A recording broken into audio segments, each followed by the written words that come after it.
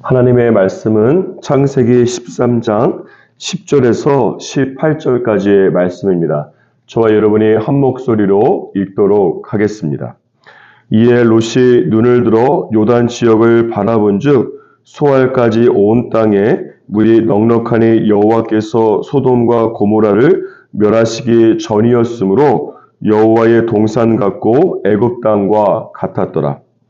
그러므로 롯이 요단 온 지역을 택하고 동으로 옮기니 그들이 서로 떠난지라. 아브람은 가나안 땅에 거주하였고 롯은 그 지역의 도시들에 머무르며 그 장막을 옮겨 소돔까지 이르렀더라. 소돔 사람은 여호와 앞에 악하며 큰 죄인이었더라. 롯이 아브람을 떠난 후에 여호와께서 아브람에게 이르시되 너는 눈을 들어 너 있는 곳에서 북쪽과 남쪽 그리고 동쪽과 서쪽을 바라보라. 보이는 땅을 내가 너와 네 자손에게 주리니 영원히 이르리라. 내가 네 자손이 땅의 티끌 같게 하리니 사람이 땅의 티끌을 능히 잴 수 있을진데 내 자손도 세리라. 너는 일어나 그 땅을 종과 횡으로 두루다녀 보라.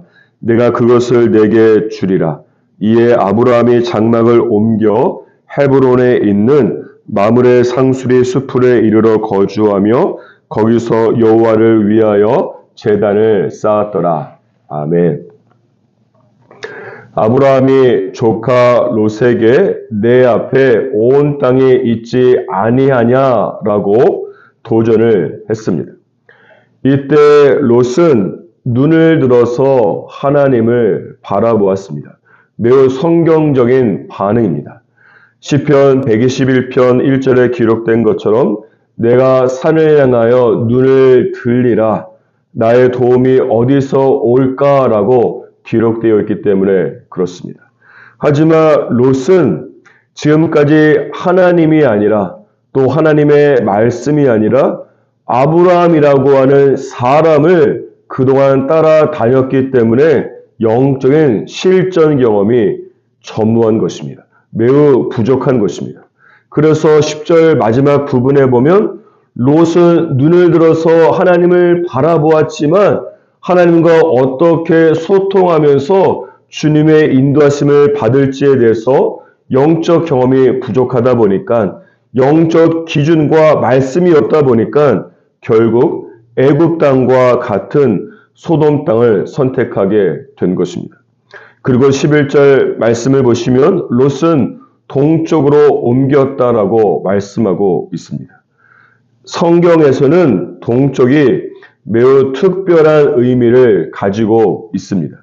창세기 3장 24절에 보면 아담이 죄를 지은 다음에 에덴 동산의 동쪽으로 추방을 당합니다. 창세기 4장 16절에 보면 가인이 아벨을 살해하고 여호와 앞을 떠나서 어디로 갔는가 하면 에덴 동쪽에 있는 노 땅으로 갔습니다. 그리고 창세기 11장 2절에 보면 사람들이 동쪽으로 이동하다가 시날 평지에서 바벨탑을 쌓았습니다. 이와 같이 성경에서 동쪽으로의 이동은 하나님을 떠나서 하나님의 임재를 떠나서 죄악의 길로 나아가는 것을 말씀하는 것입니다. 따라서 롯이 눈을 들어서 선택한 다음에 동쪽으로 갔다라고 하는 것은 단순한 지리적인 장소의 이동을 말씀하는 것이 아니라 영적으로 하나님께 불순종하고 죄악 가운데에 살아가는 것을 말씀하고 있는 것입니다. 그렇다면 아브라함은 어떻습니까? 18절 마지막 부분에 보시면 아브라함은 헤브론에서 여호와를 위하여 제단을 쌓았다고 말씀하고 있습니다. 아브라함의 인생도 롯과 같이 방향으로 설명할 수 있습니다. 출애굽기에 보면 성막을 만들 때에 성막으로 들어가는 문을 동쪽으로 만들라고 말씀하고 있습니다. 따라서 성막으로 들어가기 위해서는 동쪽에서 서쪽으로 가야만 되는 것입니다. 그런데 롯이 동쪽으로 갔다라고 하는 것은 하나님의 임재가 있는 성막으로부터 멀리 떠나서 세상 속으로 간 것을 말씀하는 것입니다. 반면에 18절에서 아브라함이 헤브론에서 제단을 쌓았다고 하는 것은 한마디로 말하면 예배를 의미하기 때문에 영적으로 보면 하나님의 임재가 있는 성막 안에 지성소로 나아간 것을 말씀하는 것이, 방향으로 치면 아브라함은 예배드리기 위해서 롯과는 정반대로 동쪽에서 서쪽으로 간 것이라고 할 수 있습니다. 성경에 보면 아브라함과 그의 자손들은 이스라엘로서 하나님을 경외하는 인생이라고 할 수 있습니다. 반면에 롯과 그의 자손들은 암몬과 모압 족속으로 하나님을 떠난 인생, 하나님을 대적하는 인생을 말씀하는 것입니다. 하나님께서 아브라함과 롯 두 사람 모두에게 너의 앞에 온 땅이 있지 아니하냐라고 말씀하시면서 축복된 미래를 열어주시고 영적으로 도전을 하셨습니다. 하지만 두 사람이 눈을 들어서 무엇을 바라보고 무엇을 선택했는가에 따라서 자신의 세대뿐만이 아니라 후대에 이르기까지 영적인 축복과 또는 저주를 가져오게 되었다는 것입니다. 이런 결과를 성경에서뿐만이 아니라 지금도 발견할 수 있습니다. 미국 뉴욕에 있는 교육위원회에서 한 가지 조사를 실시했습니다. 한 부모가 후손에게 어떤 영향을 끼치는지에 대해서 5대에 걸쳐서 조사를 했습니다. 이 교육위원회는 18세기에 살았던 두 사람을 비교했는데 이 두 사람은 같은 시대, 수 그리고 비슷한 경제적 조건을 가지고 있었습니다. 한 사람은 미국 프린스턴 대학의 총장으로 18세기에 미국의 부흥을 이끌었던 조나단 에드워즈였고, 또 다른 한 사람은 뉴욕에서 술집을 경영하면서 부자가 된 맥스 주크라고 하는 사람입니다. 두 사람의 후손들을 5대에 걸쳐서 면밀하게 조사하고 각 후손들의 인적사항을 컴퓨터에 입력해서 통계가 나왔는데 놀라운 결과가 도출되었습니다.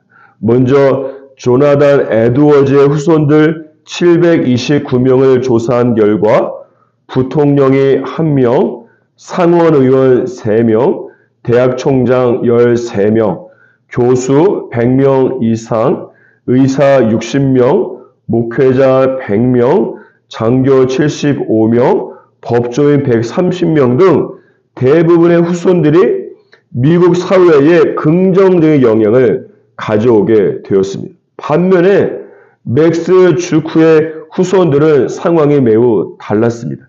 그의 후손 1026명을 조사했는데 300명은 유아 때에 조산아로 사망하게 되었고 67명은 난잡한 성행위로 성병에 걸려서 사망하게 되었고 정신병자나 알코올 중독자가 100명 이상이나 나왔고 창녀가 190명이고 그리고 7명의 살인자를 포함해서 150명이 범죄자가 되었고 310명이 매우 가난한 극빈자로 살았다라고 하는 것입니다. 이것은 눈을 들어서 하나님의 말씀대로 살고 서쪽에서 하나님을 예배하는 인생과 반면에 눈을 들어서 하나님을 바라보는 것이 아니라 세상을 따라서 동쪽에 가서 죄를 짓는 인생의 결과가 무엇인지를 매우 극명하게 보여주고 있는 사례가 되는 것입니다. 사랑하는 여러분, 지금 여러분의 인생은 어느 쪽을 향해서 나아가고 있습니까? 비록 여러분의 몸은 하나님의 성막에 있는 서쪽에 있을지라도 여러분의 마음은 점점 롯과 같이 동쪽으로 가고 있는 것은 아닙니까?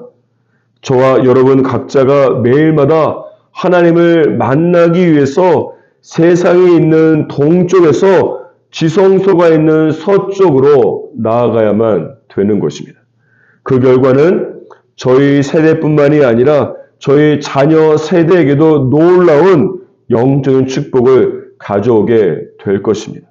그래서 시편 84편 5절에 보면 주께 힘을 얻고 그 마음에 시온의 대로가 있는 그 마음이 하나님의 성전이 있는 시온을 향한 사람에게는 복이 있다라고 말씀하고 있는 것입니다.